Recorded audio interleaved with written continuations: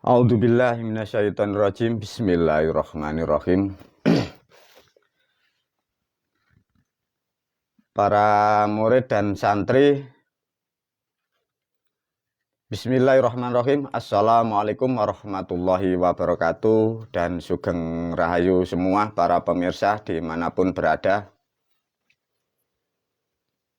Pada video ini guru melanjutkan dengan judul video Pakem Ilmu Somadun.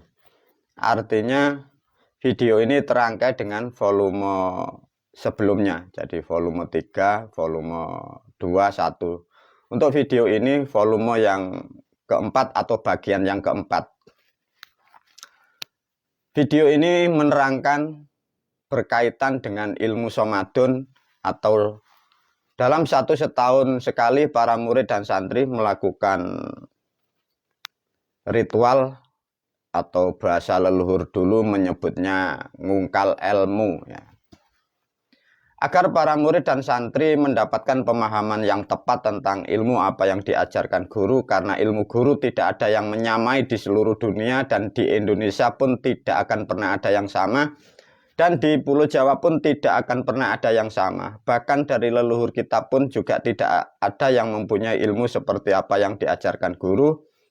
Sehingga guru berkewajiban memberikan sesuatu pemahaman yang sangat detail atau berulang-ulang untuk memahamkan. Karena ini adalah hal sesuatu yang baru. Meskipun ilmu guru ini baru, tetap pada dasarnya terangkai dengan substansi yang diajarkan para moyang sejak zaman sebelum Masehi ya. Para murid dan santri, video ini dengan bagian keempat, guru menyinggung atau menerangkan di dalam lampiran itu bagi yang sudah menerima dengan halaman C. Di halaman C, Bismillahirrahmanirrahim, di situ judulnya Menuju Kemuliaan Manusia ya. Untuk video yang pertama dan kedua judulnya Menuju Kejayaan. Untuk bagian keempat ini Menuju Kemuliaan. Apa bedanya guru?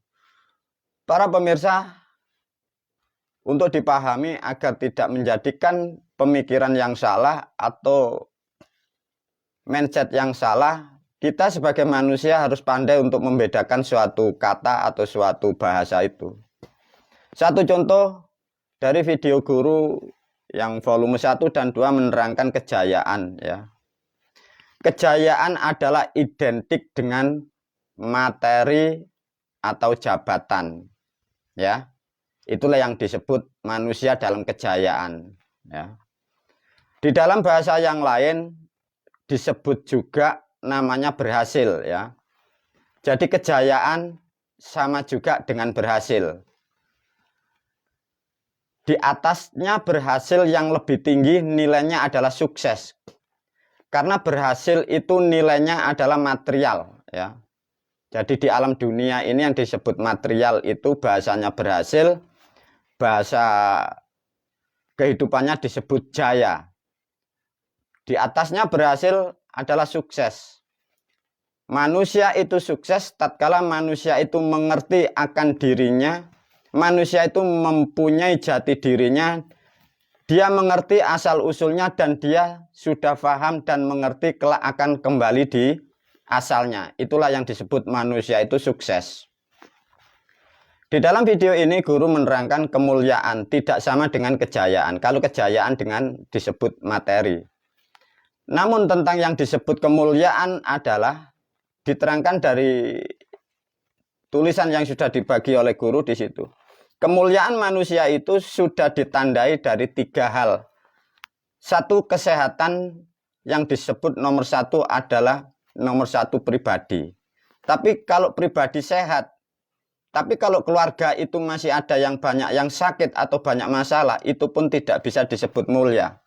Jadi artinya kemuliaan manusia itu suami dan istri, istri dan suami dan anak yang dalam satu rumah dalam keadaan itu sehat ya. Sehat dalam artinya tubuhnya tidak mudah sakit, dan kalau toh sakit dalam batasan waktu sehari hanya 2 hari sudah sembuh. tidak sampai berminggu-minggu, sampai berlama-lama di rumah sakit atau di rumah. Itu tidak bisa dikatakan manusia dalam kemuliaan. Tatkala manusia dalam kemuliaan, kesehatannya sudah ada jaminan kesehatan. Dua manusia dalam kemuliaan, materi atau hartanya tidak akan pernah mengalami kekurangan yang berlebih. Dalam artian, kurang itu hanya sedikit dalam waktu yang tidak lama terselesaikan. Itulah yang disebut manusia dalam kemuliaan. Yang ketiga, manusia atau makhluk itu dalam mulia atau kemuliaan. Tatkala kesehatannya terjaga, hartanya cukup, tidak banyak kekurangan, manusia itu mempunyai akhlakul karim atau manusia itu beretika dan bermoral atau bermoral. Jadi bisa disimpulkan, manusia dalam kemuliaan adalah kesehatannya sangat bagus, ekonominya pun juga baik, perilakunya standarnya pun juga baik, disebutlah dia manusia yang bermoral. Banyak manusia hartanya berlebihan, tapi manusia itu tidak bermoral. Manusia seperti itu tidak bisa disebut dalam kemuliaan. Jadi para murid dan santri, coba pengaruhi, ciptakan dalam pikiran Anda, bagaimana keluarga kita, perilaku kita dalam kemuliaan. Semoga kesehatan kita selalu terjaga. Dua, ekonomi kita tidak banyak kekurangan, meskipun kekurangan dalam batas waktu yang sangat singkat sudah terpenuhi. Dan yang nomor tiga, terutama akhlak di dalam rumah tangga dan lingkungan, terutama berbangsa dan bernegara. Pengaruhi dalam perilaku kita keseharian. Itulah yang disebut orang-orang yang dalam kemuliaan. Untuk mencapai kemuliaan itu, guru sudah memberi gambaran atau memberi amanah. Pegang teguh bajunya ilmu atau busana ilmu. Luhur, amanah, dan tanggung jawab. Tanpa tiga perilaku itu, manusia tak akan pernah ada mendapatkan kemuliaan di dunia, baik di akhirat. Mengapa kok bisa begitu? Di situ ada makna luhur. Luhur adalah perilaku, dalam artian juga bisa jangan menjauh dari apa yang disebut luhur adalah leluhur. Sebagai makhluk yang bermoral, makhluk yang berakhlak, selalu menjunjung dan menghormati apa-apa warisan dari leluhurnya, terutama hal-hal yang sangat bermanfaat, hal-hal untuk mengikat sejarah dari peradaban bangsa manusia itu sendiri. Itulah para murid, para santri yang disebut sandangan ilmu di situ. Karena ini menuju, para murid, para santri harus dipahami ya. Dari video pertama menuju kejayaan. Video bagian keempat menuju kemuliaan. Ada kata menuju. Tatkala kata menuju itu dilakukan manusia, butuhlah namanya perjuangan, butuhlah perjalanan. Di dalam perjalanan meraih atau menuju sesuatu harapan manusia, manusia itu hanya satu yang dibutuhkan. Nomor satu adalah kekuatan. Jadi ilmu nomor dua. Nomor satu kekuatan, materi nomor yang lain. Tatkala manusia mau menuju apapun, mau meraih apapun, nomor satu yang dibutuhkan adalah kekuatan. Lantas kekuatan yang tak terkalahkan, kekuatan yang tidak bisa hilang, dan kekuatan itu yang mampu menghantar setiap cita-cita manusia. Kira-kira apa kekuatan itu para murid dan santri? Bukanlah harta, bukanlah teman, bukanlah Tuhan, bukanlah nabi, dan bukanlah leluhur. Lantas apa guru yang dimaksud kekuatan itu? Sesungguhnya kekuatan yang terbesar di dunia bagi makhluk adalah itu yang disebut kesabaran. Di dalam sejarah bahasa leluhur kita memberi bahasa yang tepat adalah sabar dan sareh. Di dalam tulisan sudah diterangkan oleh guru, sabar dan sareh itu mempunyai tiga pemahaman.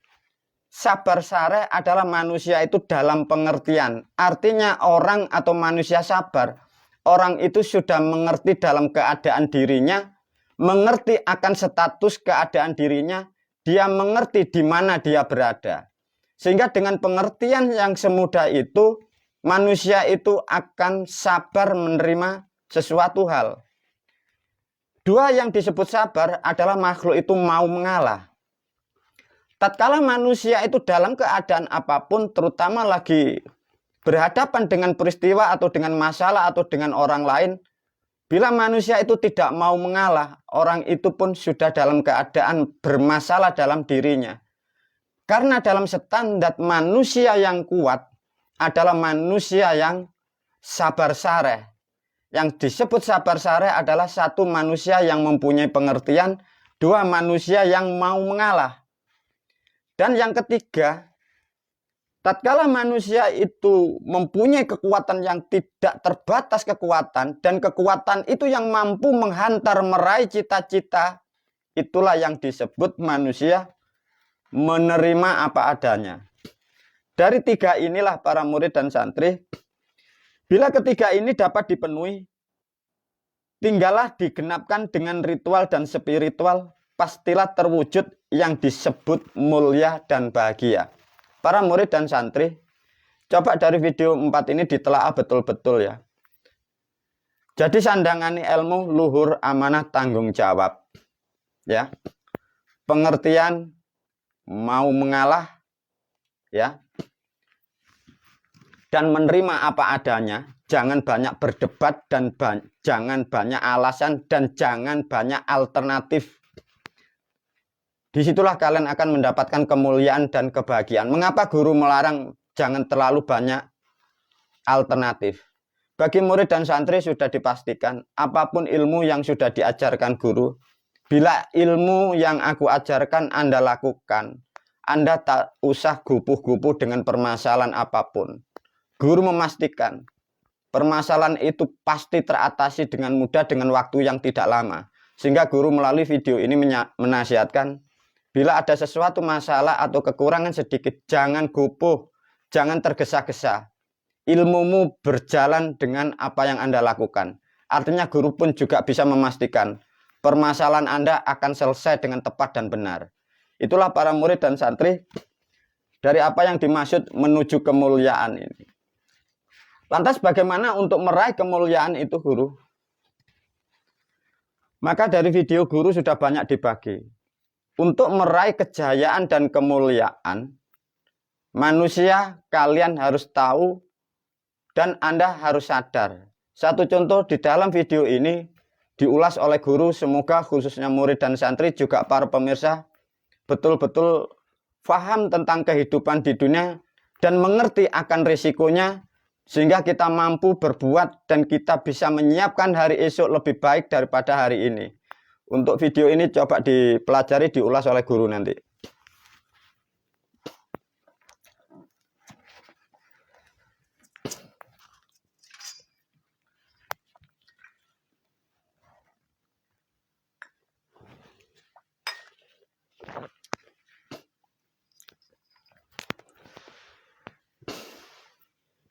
Inilah para murid dan santri. Tolong dipelajari, difahami betul-betul, khususnya murid dan santri ya.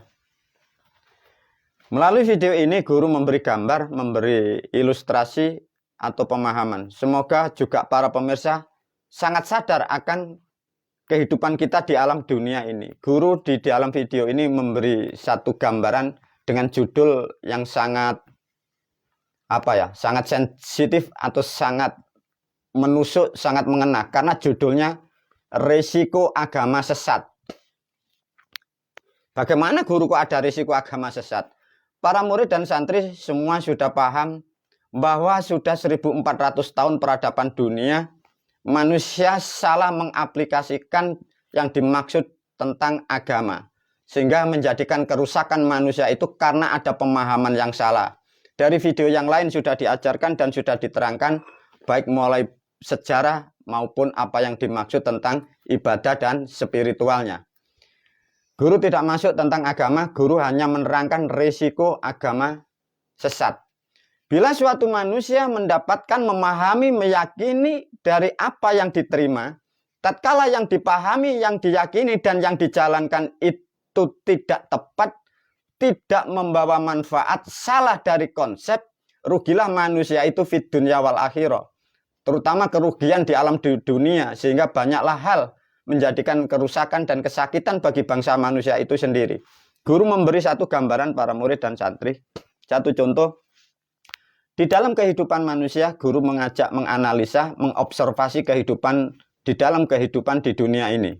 Ini perjalanan di alam dunia digambarkan garis seperti ini. Guru memberi gambar, memberi ilustrasi, anggap saja ini guru menerangkan tentang keluarga muda. Apa para murid, para santri, risikonya bagi manusia? Ini anggap saja ada manusia, kemanten baru, atau keluarga muda. Coba para murid, para santri. Andai kata manusia sebelum masuk di dalam jenjang perkawinan atau pernikahan, bila di sini tidak ada persiapan mulai hari pernikahannya, sesajinya, ritualnya, doanya, mantranya, lantas manusia itu akan mengarungi di alam kehidupan sampai menuju kematian. Tahukah Anda risikonya? Maka melalui video ini guru berpesan kepada khususnya murid, juga para pemirsa.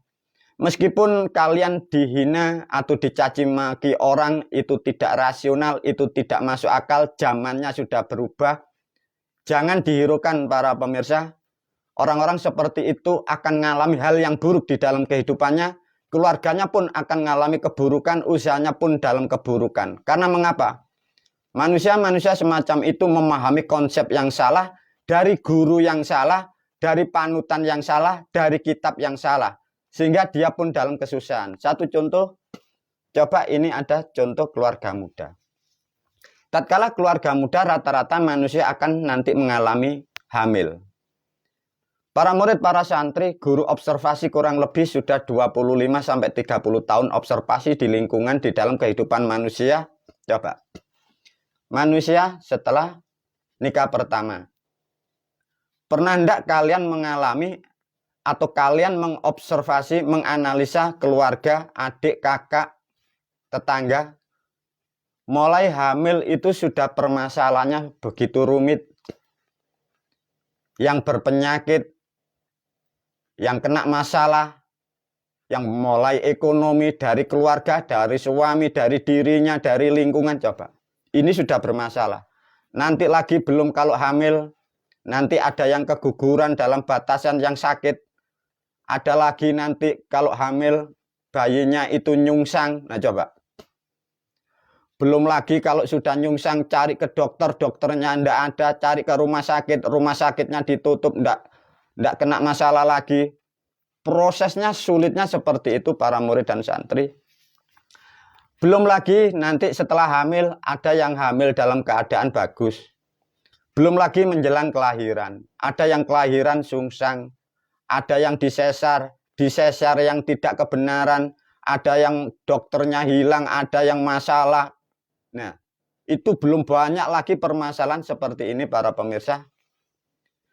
Tatkala sudah lahir nanti punya anak, punya putra. Coba.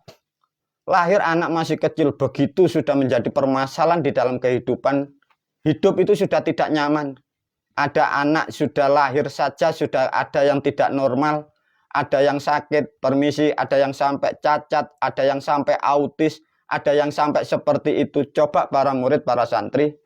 Pernahkah kalian mengalami, melihat, menganalisa seperti itu? Ataukah Anda yang mengalami hal seperti itu? Analisanya nanti dari mana? Belum lagi nanti di dalam rumah tangga, istri yang sakit-sakitan, istri yang pola pikirnya, perilakunya tidak seperti yang Anda harapkan.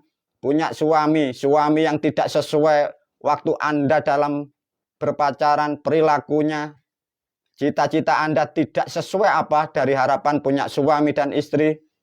Belum lagi nanti lingkungan, namanya ada hal yang disebut perselingkuhan, hal-hal yang tabu. Belum lagi mabuk, belum perbuatan yang seperti itu. Coba lagi, belum lagi nanti permasalahan di lingkungan. Hal yang lebih parah lagi, bagaimana para murid, para santri, manusia di dalam kehidupan terutama di negara Kesatuan Republik Indonesia. Sistem peradaban di negara kita kurang baik, mulai prasarana, jalan, listrik, sampai sistem dan aturan. Bagaimana di situ kalau ada musibah? Bagaimana kalau ada bencana? Risikonya begitu banyak para murid dan santri. Lihatlah, kalau sudah kena musibah, kena longsor, kena banjir, siapa yang bertanggung jawab? Siapa yang menolong kita? Siapa yang menolong Anda? Sedangkan kalian kemarin mendapatkan dogma-dogma, mendapatkan janji-janji. Lantas kalau manusia sudah mempercayai sesuatu seperti itu, kalau manusia ini kena musibah, siapa yang menolong? Bila kena bencana lagi, pertanyaannya, benarkah yang kita percaya, benarkah yang Anda yakini, benarkah yang Anda puja, benarkah yang Anda tuhankan, mampu menolong kehidupan keluarga Anda, mampukah memberi solusi dalam kehidupan Anda? Nyatanya tidak. Ada lagi satu contoh kecelakaan. Berapa miliar manusia mengimani, meyakini, sampai menuhankan sesuatu, bahkan sesuatu yang tidak nyata dan tidak akan pernah ketemu, dia meyakini bahwa dia mempunyai Tuhan, dan dia katanya bertuhan. Para murid, para santri, guru memberi nasihat satu contoh. Anggap aja manusia mendapatkan pemahaman atau ikut agama yang sesat, agama yang tidak jelas. Tatkala manusia sudah percaya 100% dan apa-apa yang diperintah sudah dilakukan, lantas manusia itu mengalami kecelakaan. Sedangkan kecelakaan itu jauh dari rumah, dia kecelakaan di jalan raya atau jalan umum, dia mati. Pertanyaannya, ruhnya mau kemana? Ruhnya mau diapakan? Lihatlah sekarang dan kemarin-kemarin, berapa ribu manusia mengalami kecelakaan, baik di kereta api, baik di pesawat terbang, baik di jalan raya, baik di laut. Tatkala manusia mempercayai sesuatu nilai ketuhanan, sedangkan yang dipercaya itu tidak mengerti, karena dia pun tidak paham. Bagaimana kalau yang keyakinan yang diimani itu agama itu sesat? Tatkala manusia atau umatnya mengikuti konsep itu, manusia itu menerima mendapat kecelakaan, musibah sampai meninggal. Pertanyaannya, yang bertanggung jawab tentang ruh dan jiwa di tempat itu siapa? Ini loh pertanyaannya. Lantas bagaimana kalau manusia di dunia memahami, mendapatkan, bahkan meyakini bahwa agamanya itu benar dan paling benar, faktanya salah? Bagaimana kalau sudah mendapatkan musibah kecelakaan, meninggal di jalan raya, kalau menjadi roh gentayangan? Siapakah yang bertanggung jawab, para murid dan santri dan para pemirsa? Maka melalui video ini guru menyarankan, mengajak berpikir, pandai-pandailah kalian mencari dan menggali di manakah agama yang tepat, di manakah sesuatu bimbingan dan tuntunan yang betul-betul akurat. Jangan hanya sebatas katanya dan katanya. Untuk menghindari sesuatu permasalahan di dunia begitu rumitnya, begitu banyak risiko. Maka manusia di dunia, terutama saya selaku guru Anda, maka guru menyarankan dan guru sudah menyiapkan namanya konsep, inilah yang akan sedikit atau mengurangi atau menyelesaikan beban-beban permasalahan seperti ini, sehingga di dunia dalam keadaan selamat. Itulah yang disebut menuju kemuliaan dari pembahasan pertama tadi. Satu contoh, ada manusia rumah tangga, di sini ada tempat ibadah, simbolnya orang, ini adalah laku ilmu. Maka kembali lagi para murid dan santri, apa yang diajarkan guru bukanlah agama, tapi ilmu selamat. Dari laku ilmu ini, lakukan sudah diajarkan sesuai apa yang diajarkan guru di kitabnya. Berbaitlah dengan tepat, berbaiat dengan cara yang sudah diajarkan, dan cara yang sudah diajarkan guru, khususnya bagi wali bait, jangan digubah-gubah karena itu sudah valid. Untuk kesetiap harian, lakukan jamas pagi dan jamas petang. Dan untuk keluarga, ajarkan kepada suami, istri, putra-putri, ajarkan. Karena itu untuk menghindari permasalahan yang begitu banyak ini loh. Jangan sampai bagi murid dan santri orang tuanya selamat, tapi anak-anak putra-putra Anda dalam masalah di jalan raya, di lingkungannya. Jangan. Ajarkan namanya jamas. Tatkala jamas sudah sering dilakukan, guru sudah mengajarkan di hari-hari keramat, terutama di hari kelahiran atau di taskarun, lakukan apa yang diajarkan guru sesuai dengan kemampuan dan sesuai kapasitas masing-masing. Di dalam satu setahun sekali, guru berkewajiban mendidik murid atau membersihkan hal-hal yang negatif yang disebut menghilangi karma buruk, karma yang tidak baik, sehingga sebagai ilmu harus dilakukan dan ilmu harus dirawat, terutama guru atau guru wali bait berkewajiban menjamas mensucikan bagi murid-muridnya santri dalam 1 tahun sekali yang disebut jamas ruwat. Tatkala jamas ruwat sudah dilakukan, ada bulan yang ketiga, bersedekahlah nama yang disebut baburiat. Tatkala baburiat sudah dilakukan dengan tepat dan benar, lakukan seperti pada bulan besok, pada bulan Somadun itu. Nah, di disinilah manusia dibina, dididik, dibekali ilmu-ilmu. Satu contoh para murid dan santri yang sudah sepuh, bagi murid yang baru, coba kemarin sudah ada 5 lempir ilmu. Ilmu itu pada hakikatnya untuk disiapkan guru, diciptakan guru untuk murid dan santrinya dan untuk generasinya. Agar di dunia ini loh para murid dan santri terhindar dari hal-hal seperti ini. Namun untuk menjalankan dan mengurangi atau memperkecil risiko yang banyak ini, maka di sini ada namanya tim, disebutlah guru wali bait, dan disinilah sebagai guru, saya selaku guru dan guru wali bait yang sepuh-sepuh bagi murid dan santri, kadang sedikit ada problem, ada sedikit permasalahan barangkali tentang kesehatan, tentang pekerjaan, tentang ekonomi, tentang keluarga, bahkan sampai ada yang barangkali sesuatu yang kurang baik. Di sini tim ini sudah disiapkan. Artinya apa para murid dan santri, khususnya guru wali bait, dari 3 konsep ini maka pentingnya ilmu itu nanti harus diwariskan ya para murid dan santri. Satu contoh, perjalanan manusia di dunia seperti ini, dan para murid santri pun akan melalui seperti ini agar mendapatkan keselamatan, mendapatkan kemuliaan. Guru sudah menyiapkan ilmu dan sebagai tuntunannya seperti ini. Namun namanya manusia pasti membutuhkan bimbingan dan membutuhkan keterkaitan. Sehingga disinilah berkewajiban bagi tim atau guru wali bait selalu mendampingi anak muridnya sampai selesai. Tatkala dididik mampu dan selesai, semoga para murid dan santri mampu menjalankan seperti guru-guru wali bait. Sehingga setiap manusia, setiap murid yang sudah mampu, sudah mumpuni, mampu menata hidupnya masing-masing. Sehingga dengan perlahan, banyaklah manusia terutama di negara kesatuan Republik Indonesia, banyak manusia yang terselamatkan dalam kehidupan mendapatkan kemuliaan fid dunya wal akhirah. Para murid, para santri, itulah untuk dipahami ya. Begitu pentingnya, begitu hebatnya ilmu seperti ini. Dan guru pun juga menasihatkan khususnya bagi murid dan santri yang malas melakukan apa yang sudah diajarkan guru. Guru memberi pertanyaan. Para murid dan santri, siapapun Anda yang sudah jauh dan tidak mau menjalankan apa yang sudah diajarkan guru, pernahkah Anda berpikir Anda punya keluarga, Anda punya suami, punya istri? Kalau anak dan istrimu meninggal, Anda tidak mempunyai agama, keyakinan, atau tuntunan yang tepat dan yang benar, nyawa dan ruh keluargamu mau kemana? Karena mengapa guru harus menyampaikan begini? Guru sudah bisa memastikan. Bila kalian para murid dan santri yang lepas dari kontrol, yang melakukan hal-hal yang sudah benar Anda tinggal, lantas kalau keluarga Anda, putra-putri Anda, keluarga Anda kena masalah, kena penyakit, bahkan kalau kena musibah, apakah guru harus bertanggung jawab?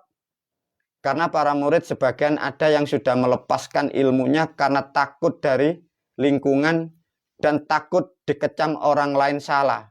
Lantas kalau mengena atau terkena dalam musibah atau permasalahan, siapa yang bertanggung jawab? Benarkah keyakinan Anda yang lama Tuhanmu mampu bertanggung jawab? Benarkah orang-orang bahkan nabi-nabi yang kalian yakini mampu menolong kehidupan Anda? Kalian semua sudah tahu bahwa agama yang di luar adalah agama yang tidak jelas. Dengan apa yang sudah aku sampaikan melalui video ini, guru berpesan, pandai-pandailah ilmu dijalankan, ajarkan untuk dirimu, bagikan kepada putra-putra, agar keluarga kita betul-betul di dunia ada kedamaian dan ketentraman. Itulah para murid dan santri, video bagian keempat ini semoga mampu memberi pencerahan, pemahaman, sehingga kalian sadar pentingnya ilmu. Hati-hati dengan agama yang tidak jelas. Semua hanya janji dan janji, dan tak satu pun umat yang mendapatkan janji itu. Semoga video ini mampu memberi pemahaman yang baru bagi pemirsa. Wabillahi taufik wal hidayah, waridho wal inayah. Wassalamualaikum warahmatullahi wabarakatuh.